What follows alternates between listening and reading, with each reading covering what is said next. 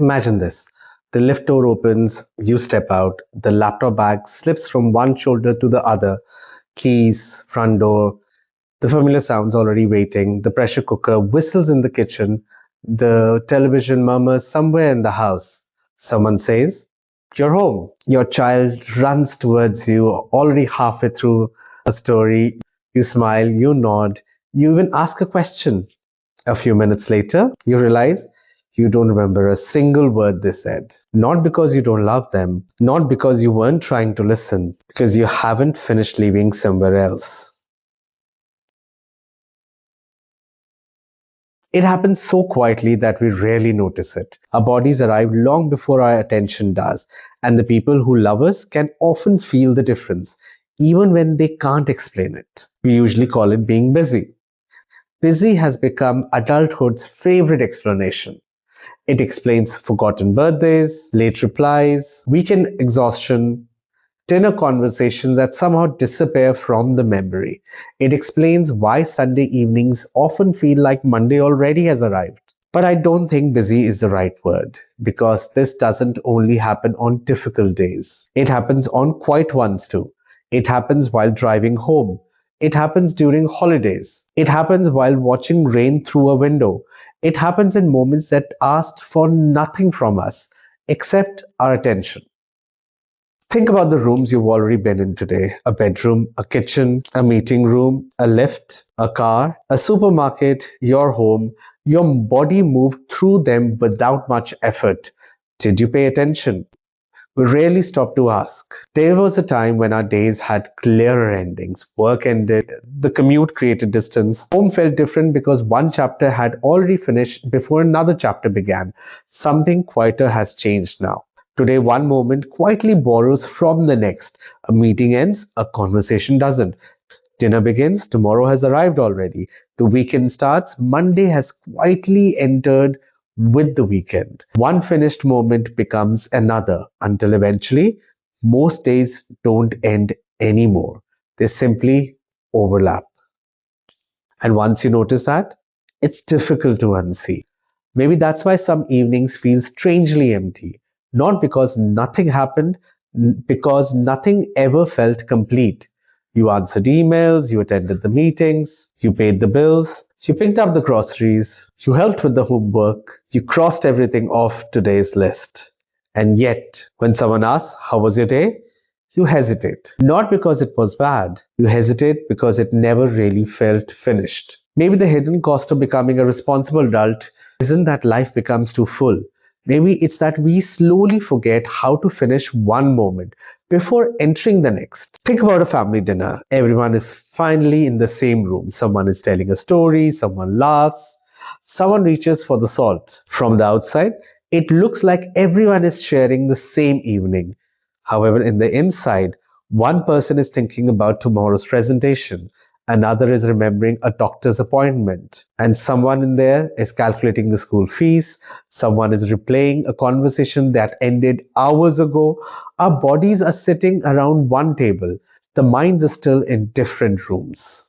People don't experience your schedule, they experience your attention. Presence isn't measured by proximity, it's measured by how much of you actually arrives to the conversation. Understand this: as our careers grow, something else grows with them. Responsibilities, not just more work, more people depending on us, more promises, more decisions, more unfinished conversations. Responsibility isn't the villain here. In many ways, it's a privilege. It means people trust us. It means our work matters. It means we are becoming someone others can rely on. But opportunity has a quiet habit. It introduces the next moment before we even finish the current one. And after enough years, we begin doing the same. We stop leaving one moment before entering the next. There's a simple way I've started thinking about this. I call it the unfinished room. An unfinished room is a place you've left physically but not mentally. The office, the car, the dining table, the bedroom, the kitchen. We leave one room and we carry it into the next and then into the next. A room isn't finished when you leave it, it's finished when it leaves you. Once you notice your own unfinished rooms, you begin seeing them everywhere, not as failures, just as patterns. Patterns that modern adulthood quietly rewards. I wish I could tell you I understood this because I read a book. I didn't.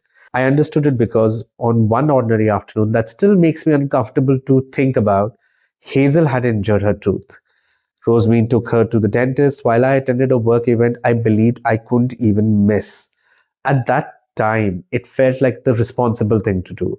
I kept telling myself I'd join them as soon as I could. That event was important. Hazel was important. I thought I was managing both. But throughout that afternoon, my body was in one room, but my attention was in another. While people spoke around me about team building, about projects, part of me was sitting in the dentist's waiting room, wondering how she was doing. And when I finally reached them, something became painfully clear.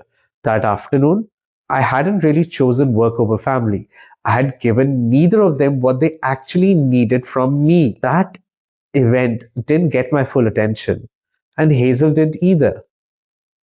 That was a moment I realized the unfinished room wasn't just an idea. It was a way of living that had quietly become normal for most of us. And that's what frightened me.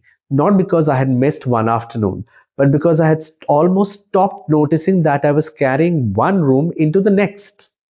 That's why success can make this pattern even harder to see.